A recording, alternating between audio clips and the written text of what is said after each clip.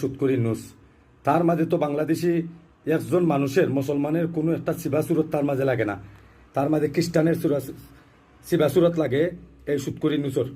এই জন্য টেকাটার মাঝে মন্দিরের ছবি দিল।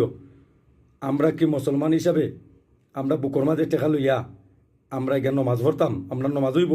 হে তো খ্রিস্টানও বাচ্চা নমাজ পড়ে না, নমাজও চিনে না। তারে উচিত কিতা এই জাতি বাংলাদেশ 18 কোটি মানুষে তারে জুতা দিবা ইডিয়া তারে ওটা মোকাবিলা করার উচিত। তার বালের সমন্বয়ক বালের উপদেষ্টা হতের কথায় এই পাকিস্তানি রাজাকারের বাচ্চা খ্রিস্টানের জন্মা সুৎকুরি নুস তার বাফন নাই ঠিকানা। হে দেখো কোয়া মন্দির দিলাইছে টেকার মাঝে।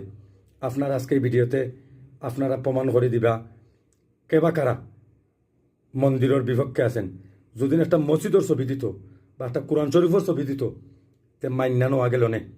সে তো একটা খ্রিস্টানের বাচ্চা, তে খ্রিস্টানের টান টানবো না? হে তো আমেরিকার দালাল, আমেরিকার রাজাকারের বাচ্চা হে, পাকিস্তানি রাজাকারের বাচ্চা হে।